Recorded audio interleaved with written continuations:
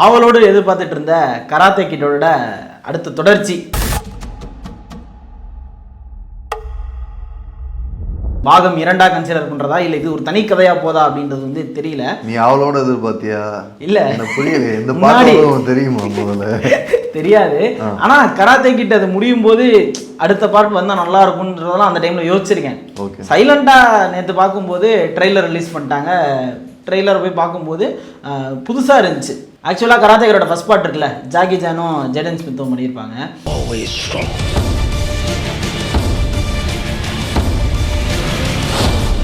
அதோட ட்ரெய்லர் பார்க்கும்போது நம்ம நார்மலாக தமிழ் படங்களுக்கு ஒரு மாஸ் கமர்ஷியல் ஒரு ட்ரெய்லர் பார்ப்போம்ல, அது மாதிரி தான் இருக்கும். ஹீரோ அந்த மாதிரி வேற ஊருக்கு வராரு, இங்கே ஒரு பிரச்சனை நடக்குது, அப்புறம் குன்ஃபுக்குள்ளே மாட்டிக்கிறாரு, எப்படி அவரை புள்ளி பண்ணவங்கலாம் தாண்டி எப்படி வராரு அப்படின்றது மாதிரியான ட்ரெய்லர் கிட்ட வந்து கொஞ்சம் சுவாரஸ்யமாக இருக்கும். ஆனால் இந்த கராத்தே கிட் லெஜெண்ட்ஸ் இந்த ட்ரெய்லரை பார்க்கும்போது ரொம்ப சட்டிலாக இருந்த மாதிரி இருந்துச்சு.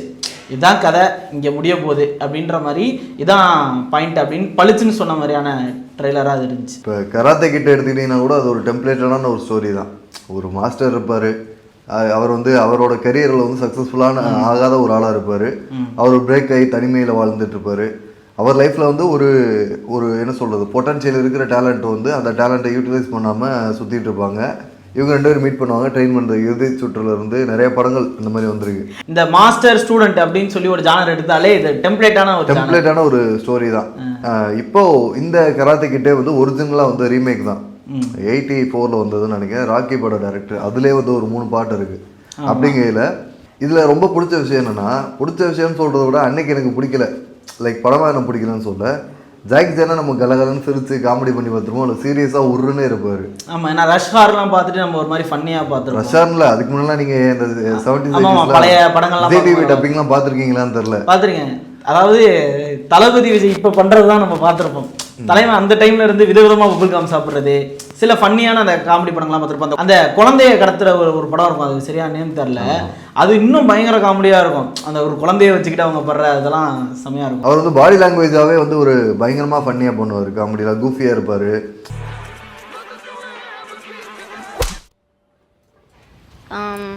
சண்டேல சில காமெடியெல்லாம் இருக்கும்.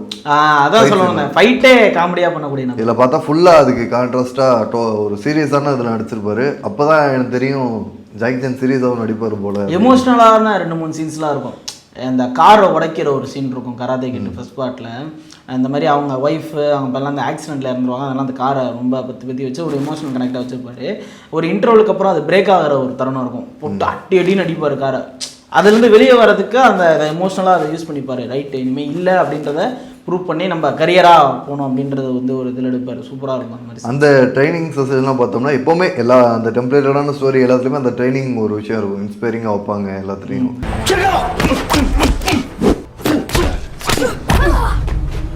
ஜாக்கெட்டை கழட்டு, ஜாக்கெட்டை போடு. ஆமாம், அது வந்து மாஸ்டர் ஒன்று கொடுப்பாரு, ஒரு வேலை கொடுப்பாரு. அதை வந்து என்ன இது மற்றவெல்லாம் என்னென்னமோ பண்ணுறீங்க, இவர் இதை கொடுத்துட்டு நமக்கு அந்த பையனுக்கு தோணும்.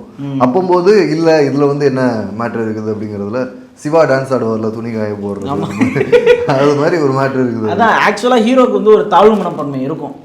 என்னன்னா நம்ம இப்படி இருக்கோம், நம்ம அங்கேருந்து வந்திருக்கோம், நமக்கு இங்கே யாருமே தெரியாது. ஆக்சுவலாக அந்த சைனீஸ்லாம் கற்றுக்கிட்டு பேசுவார்.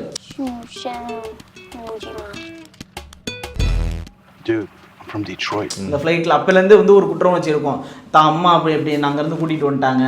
அந்த ஹீரோட மைண்ட் செட்டை நம்ம வந்து அப்படியே நமக்கு ட்ராவல் பண்ணிகிட்டே இருப்பாங்க.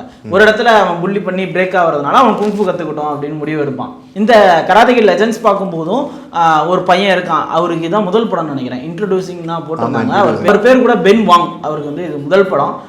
இதுலேயுமே ஏதோ ஒரு அண்டர்டாகாக இருக்கக்கூடிய ஒரு பையன், அவன் எப்படி முன்னுக்கு வந்தான், பல இன்டர்நேஷ்னல் ஃபைட்ஸ்லாம் நடக்கிற மாதிரியான ஷார்ட்ஸ்லாம் இருக்குது. ஆனால் ஜாக்கி சான் வந்து அவரே ஒரு மாஸ்டராக தான் இருப்பார். அதோட தொடர்ச்சியாக இருந்துச்சுன்னா அவர் ஒரு மாஸ்டர் தான் இருப்பார். அவரே ஒருத்தரை தேடி போகிறாரு. வழக்கமாக இந்த சைனா மாஸ்டர்ஸுக்குலாம் ஒரு நேம் வச்சுருக்கலாம், மிங் சாங் சூங் சாங், அந்த மாதிரி ஒரு மாஸ்டரை வந்து பார்க்க போகிறாரு. அவரை பார்க்க வந்தீங்களான்னு கேட்கும்போது இல்லை நான் உங்களை தான் பார்க்க வந்தேன்னு இன்னொரு நபரை வந்து காட்டுறாங்க. இப்போ என்ன அப்போ வந்து இவரே இன்னொருத்தரை கூப்பிட்டு போறாருன்னா அவர் யாரு அப்படிலாம் இல்லை, அவர் அந்த கேரக்டராக தான் இருக்கும். ஜாக்கி சான் வந்து அந்த மாஸ்டர் வந்து திரும்ப இன்னொருத்தரை வந்து ட்ரெயின் பண்ணி ஆளாகணும் அப்படி இருக்குங்கிற மாதிரி தான் அந்த ஸ்டோரி இருக்கும்னு நினைக்கிறேன். இன்னும் அவங்க வந்து சீக்வல்ஸ்லாம் இப்படி தொடர்ச்சியாக தான் எடுப்பாங்க மோஸ்ட்லி. நம்ம இந்த காஞ்சனா அரண்மனை மாதிரி ஒவ்வொன்றையும் ஸ்பின் ஆஃப் மாதிரி எடுக்க மாட்டாங்க, ஸ்பிரிச்சுவல் சீக்வல் மாதிரிலாம் எடுக்க மாட்டாங்க. இப்போ ஃபர்ஸ்ட் பார்ட்டில் எனக்கு ரொம்ப பிடிச்ச விஷயம் என்னன்னா, ஒரு பையன் வந்து இங்கே வர்றான் அப்படிங்கிறப்போ, புதுசாக அவனுக்கு மொழி தெரியாத வேற ஒரு நாட்டுக்கு போகிறான் அப்படிங்கிறப்போ, அங்கே ஆப்வியஸாக புல்லிஸ் இருப்பாங்க. அந்த பையனை புள்ளி பண்ணுவாங்க. அந்த புல்லிஸ்க்கு பின்னாடி உள்ள ரீசன் வந்து ஒரு ரேஷியல் தாட்டாக கூட இருக்கலாம். இப்போ அந்த மாதிரி விஷயங்கள்லாம் நிறைய வந்து சப்டிலாக சொல்லியிருப்பாங்க. அதனாலே அந்த படம் ரொம்ப பிடிக்கும். அந்த பையன் வந்து இவர் தான், வில் ஸ்மித்தோட மகன் தான், ஜேடன் ஸ்மித். அவரோட முதல் படம் வந்து தி பர்சூட் ஆஃப் ஹாப்பினஸ், அந்த படம். அதுக்கப்புறம் 2வது ஒரு படம் பண்ணுறாரு. 3வது படமாக தான் அந்த கராத்தே கிட். அதுக்கப்புறம் 2021 அப்புறம் அவர் எந்த படமும் பண்ணலன்னு நினைக்கிறேன். அவர் வந்து பாப் ஆர்டிஸ்ட், இந்த மியூசிக் ஆர்டிஸ்ட். ஆமாம், ஜஸ்டின் பீபர் கூட 2 சாங் ஏதோ கொலாப்லாம் பண்ணி போட்டுருக்கு. நான் வந்து பார்த்தது தமிழ் டப்பு தான். இன்னைக்கு வரைக்கும் நான் அதை இங்கிலீஷ் எல்லாருமே தமிழ் டப்புல தான் பார்த்துருப்பாங்க. பேர்பட்ட படம் சன் டிவி தான். நமக்கு அப்பையில என்ன தோணும்னா, ஜாக்கி சானுக்கு வந்து எப்பவுமே ஒருத்தர் வாய்ஸ் கொடுப்பாரு. அது வந்து உண்மையிலே ஜாக்கி சான் வாய்ஸ் மாதிரி தான் நம்ம நினைச்சு வாழ்ந்துட்டு இருப்போம். கார்ட்டூன்லேயே அவரோட வாய்ஸ் தான் இருக்கும். நம்ம பார்க்கையில சரி இவங்கெல்லாம் தமிழ் தெரியும் போல அப்படின்லாம் நினைச்சிட்டு இருந்தேன். ஜாக்கி சானுக்கு தமிழ் தெரியும், யாரு சொன்னா? அவரு கார்ட்டூன்ல வர தமிழ்லாம் வச்சு அதே வாய்ஸ் தான் இதுலயும் பேசிருப்பாங்க. பட் இந்த ட்ரைலர்ல பார்க்கும்போது அதே வாய்ஸ் மாதிரி தெரியல. தமிழ்ல பாத்தியா நீ இத? ஆமா, தமிழ்லயும் பார்த்தேன். அதே வாய்ஸ் இருக்கிற மாதிரி தெரியல, கொஞ்சம் சேஞ்ச் ஆகுது. பட் ஓரளவுக்கு மேட்ச் பண்ணிட்டாங்க, ரொம்ப ஃபீல் வராத அளவுக்கு. பட் நம்ம அதிகமாக பழக்கப்பட்டிருப்போம் ஒரு வாய்ஸுக்கு. பட் இதில் கொஞ்சம் ஸ்லைட் டிஃபரன்ஸ் வந்து தெரியுது.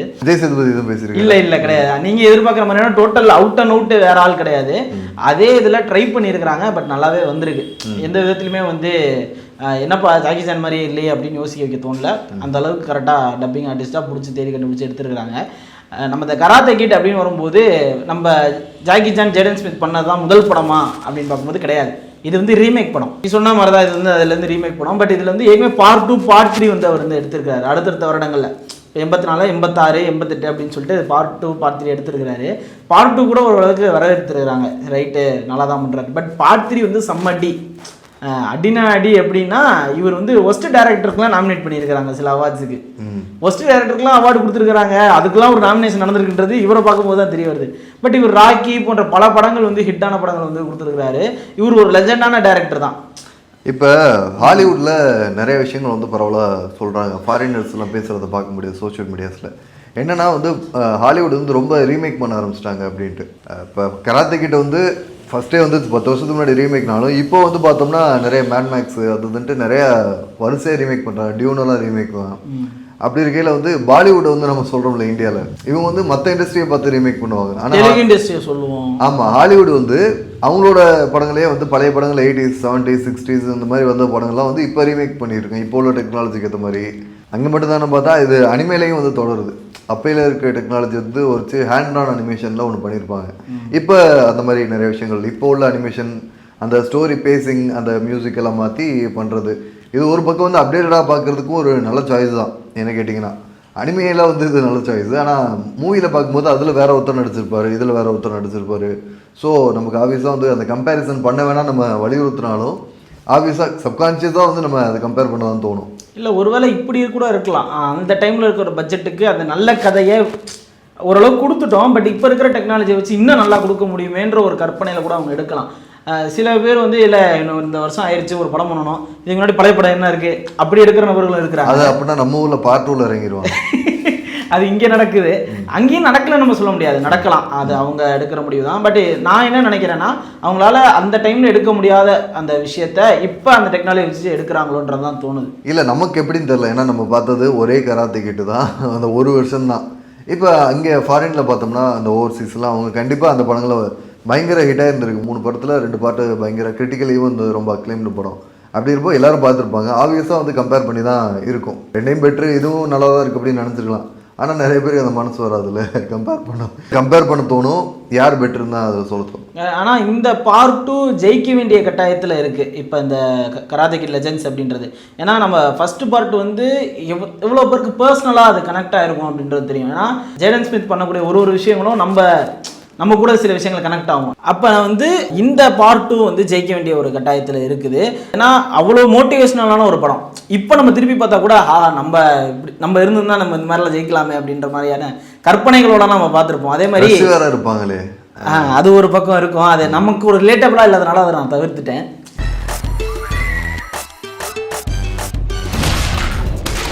நம்ம க்ரஷ் இருக்கும், அந்த லெவலுக்கு ஃபார்வர்டாக மூவ் ஆகாது, அவ்வளோதான்.